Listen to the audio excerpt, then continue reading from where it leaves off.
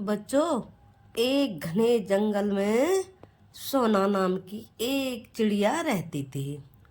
उसका रोजाना का काम था रोज दूर जंगल में जा कर के दाना ला करके और बच्चों को खिलाना, बच्चों के साथ रहना सोना। चिड़िया बहुत दयालु थी। पास में ही एक बुलबुल का घर था, लेकिन उसका घर था मिट्टी का बना हुआ कच्चा। लेकिन वो घमंडी थी। उसने स्विमिंग पूल खोल रखा था और जो भी पक्षी आता उसको किराया देता। एक दिन उसने सोचा कि मैं अपने बच्चों को भी नहला दूं। बुलबुल बोली, बच्चों नहाओ। बच्चे बोले, मम्मा मैं नहीं नहा रहा, मुझे तो नहाना अच्छा ही नहीं लगता। उसके बहुत समझाने के बाद बच्चे मान गए और उन्होंने उसी स्विमिंग पूल में नहाना शुरू कर दिया। नहा धो करके वो अपनी छत पर बैठ कर के सूखने लगे। उसके बाद जब जंगल में पता लगा कि बुलबुल ने स्विमिंग पूल खोला है, तो वहाँ सारे पक्षी आने लगे नहाने के लिए और किराया के रूप में बेरी लेकर के आते। एक बच्चे का एक बेरी, दो बच्चे का दो बेरी। तो इस तरह से वो किराया लेती। तो और बाद में कबूतर आया, तोता आया, सारे पक्षी बारी बारी से नहाने आए। फिर सोना चिड़िया दोनों बच्चों को लेकर आई।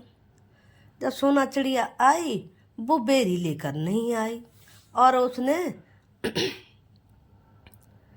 कहा कि प्लीज़ मैं बाद में चुका दूंगी, लेकिन वो नहीं मानी और उसने उसको भगा दिया।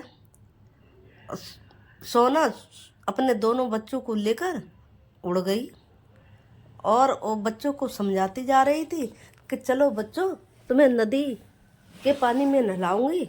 ये पानी तो गंदा हो चुका है। नदी का पानी अच्छा होता है, स्वच्छ होता है और बहुत बड़ी होती है। तो वो उड़ते उड़ते नदी के पास पहुंच गए। अब वहाँ नदी में दोनों बच्चे जा रहे हैं और जाने के बाद में सोना ने दोनों बच्चों को अच्छे से खूब नहलाया। नहा धोकर बच्चे बहुत खुश थे उसमें और वहाँ का नज़ारा देखते देखते वो बहुत प्रसन्न हो रहे थे।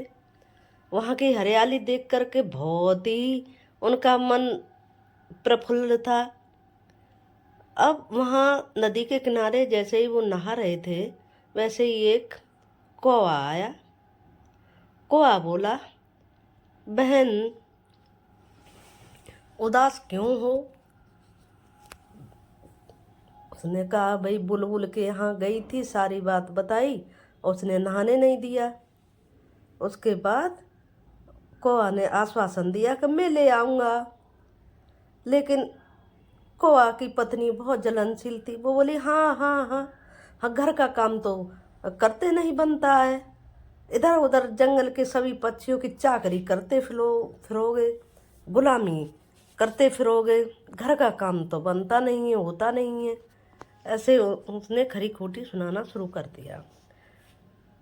तो कौवा बोला, अरे अरे भगवान, कोई बात नहीं है, बताओ बताओ क्या काम है, मैं घर का काम कर दूंगा। आप ऐसे क्यों कह रही हो? किसी की मदद करना बुरी बात नहीं है, अच्छी बात है। और वो दोनों आपस में बातें करते करते झगड़ा कर बैठे। इसके बाद वो लड़ते लड़ते अपने बच्चों में चले गए। गोरा उसकी पत्नी थी, उसका बच्चा था एक, वो भी जिद करने लगा नहाने के लिए। उसने कहा कि मम्मा मैं भी नहाऊंगा, स्विमिंग पूल में कैसा होता है।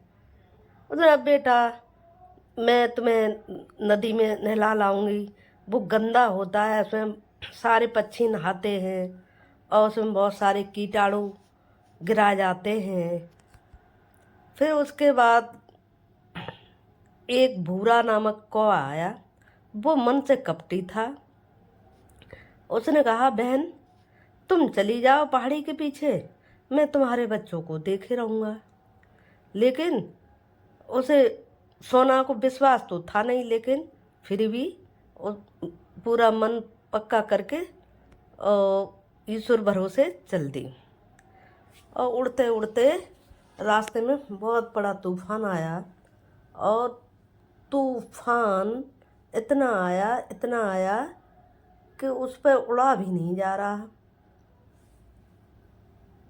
अब वो सोच रही थी मैं कैसे लौट पाऊंगी बच्चों के पास। फिर भी वो चिड़िया बहुत हिम्मती थी और लगातार उड़ती रही। उड़ते उड़ते पहाड़ी के पास पहुंची, और इधर कपटी भूरा ने दोनों बच्चों को बाहर निकाल दिया कि अब इसकी माँ तो लौट के आएगी नहीं, मैं इनको बाहर निकाल दे रहा हूँ, मैं अपने घर में नहीं रखूँगा। और उसने दोनों बच्चों को बाहर निकाल दिया और खुद खर्राटे भर के सो गया। और बारिश तेज आई और बारिश में उसका घर ढह गया, पानी में गिर गया, खुद भी डूब गया। और सोना उड़ते उड़ते वापस आई। वापस आके देखती है कि ना तो कौवा का घर है ना उसके बच्चे। अब वो घबरा जाती है। अब घबराने के बाद में वो खोज करने लगती है अपने बच्चों की। खोजते खोजते वापस आ जाती है, तो वहाँ बच्चों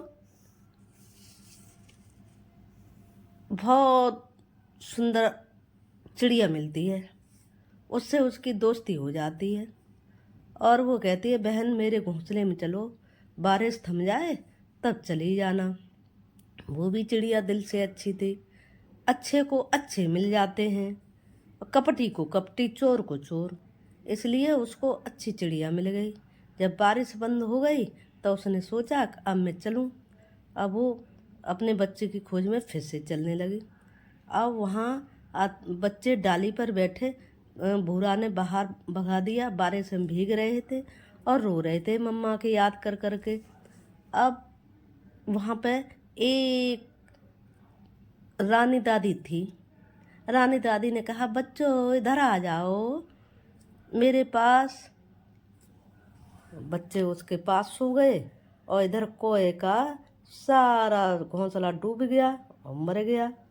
तो बच्चों इस कहानी से क्या सीख मिलती है कि हमें किसी के साथ धोखा नहीं करना चाहिए।